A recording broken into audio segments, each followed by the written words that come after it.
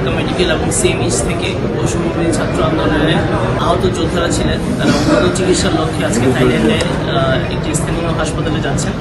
Paralysis অবস্থায় আছেন। Robotic থেরাপির জন্য আমরা বিশেষ করে থাইল্যান্ডে পাঠাচ্ছি। আমরা খুবই আশাবাদী তারা দ্রুত উন্নত চিকিৎসা নিয়ে আবার বাংলাদেশের মাটিতে ফিরে আসবেন। সরকার সবসময় তাদের পাশে আছেন। মাননীয় স্বাস্থ্য উপদেষ্টার সার্বিক তত্ত্বাবধানে আসলে স্বাস্থ্য মন্ত্রণালয়ের পক্ষ থেকে আমরা আহতদেরকে যত দ্রুত সম্ভব আমরা চিকিৎসা পাওয়ার চেষ্টা করছি এবং সামনে আমাদের আরও অনেক আহত যোদ্ধারা আছেন, তাদেরকে নিয়ে আমরা কাজ করছি। আমাদের এই আহত যোদ্ধারা আমাদের দেশের গর্ব।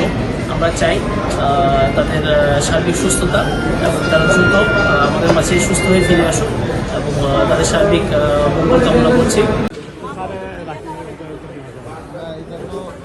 আমাদের দায়িত্বের ভিতর পড়ে এটা প্ল্যান কোয়ারেন্টাইন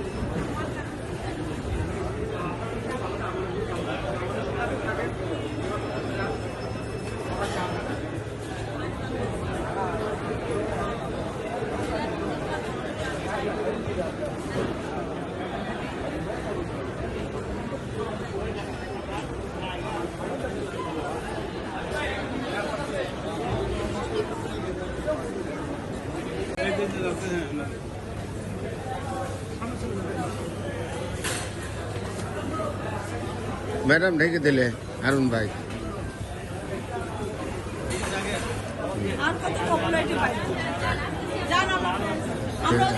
আমরা ওদিক দিয়ে আসতেছি।